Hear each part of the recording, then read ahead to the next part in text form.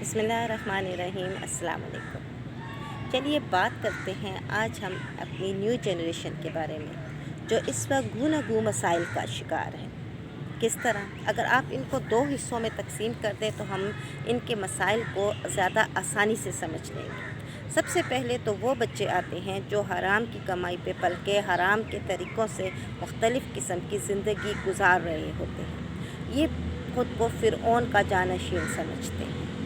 हर तरह का पैसा इनको मैसर होने के बाद इनके जहन में एक ही बात जम जाती है कि वो जायज़ नाजायज़ तरीके से सब कुछ हासिल कर सकते हैं।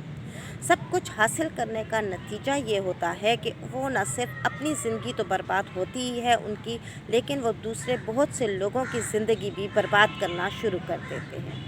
ऐसे वालिदैन के मुतल्लिक़ अगर मैं बात भी कर लूँ तो मैं नहीं समझती, क्योंकि आप अच्छी तरह इस बात को जानते हैं कि वो ये सब कुछ विरासत में ही हासिल कर रहे होते हैं। हम ऐसे वालिदैन के साथ काउंसलिंग कर भी लें तब भी कोई फ़र्क नहीं पड़ता। वालिदैन ख़ुद को हक़ बजानिब समझते हैं, हर तरह के जायज़ नाजायज़ काम करके सिर्फ़ और सिर्फ रुपया पैसा अपनी औलाद को फ़राहम कर लेगा।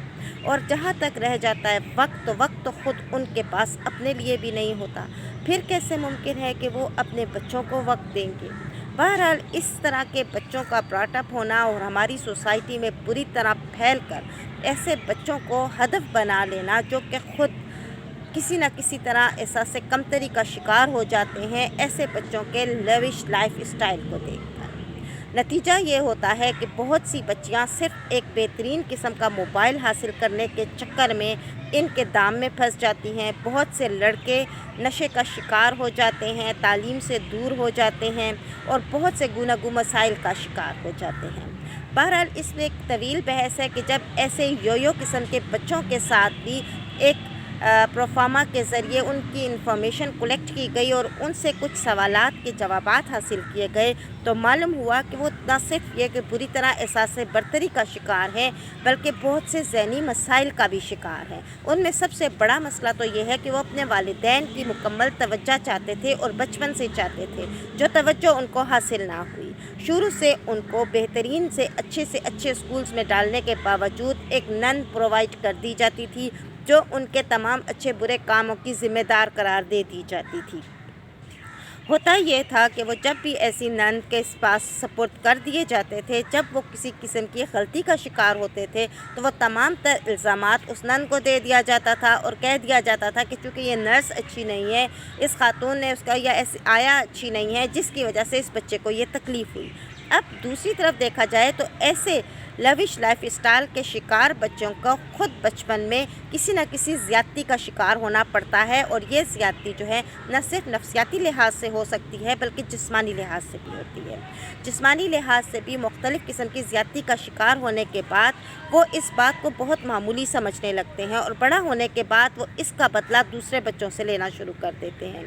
कहीं भी कभी भी जब भी उनको ऐसे छोटे बच्चे मिल जाते हैं, अपने ही जैसे मिलते हैं, अपनी फैमिली में मिलते हैं, फैमिली से बाहर मिलते हैं, वो इनको इस्तेमाल करना शुरू कर देते हैं। सिर्फ इतना ही नहीं होता, उनके मसाइल का आप यहाँ से अंदाज़ा लगा लीजिए कि वो कोशिश करते हैं कि ऐसे एहसास कमतरी के शिकार तलबा और तालिबात को अपना निशाना बना लें, जो किसी भी तरह किसी भी तरीके से इनके चुंगल में इनके दाम में फंस जाते हैं। यहाँ तक तो हमने यूँ समझ लिया कि इस वीडियो में हमने पार्ट 1 को ही डिस्कस करना है, जिसमें हम योयो बच्चों को डिस्कस कर रहे हैं। ये योयो बच्चे आइस के नशे का भी शिकार हो जाते हैं। ये योयो बच्चे मुख्तलिफ़ किस्म की पार्टीज़ करने के बाद उस पार्टीज़ में अपने आप को बरतर साबित करने की बहुत कोशिश करते हैं। फिर यही नहीं होता बल्कि वो पुलिस स्टेशन में भी अगर चले भी जाएँ तो वो पुलिस को भी अपने बाप का नौकर समझने लगते हैं। ट्रैफिक कांस्टेबल भी उनकी गाड़ी की टक्कर से ज़ख्मी हो मर जाए, उन्हें कोई फ़र्क नहीं पड़ता। बहुत अजीब किस्म के एहसासात के हामिल होने लगते हैं, ना ही उन्हें कोई फ़र्क पड़ता है, इस्लाम से दूर होना शुरू कर देते हैं।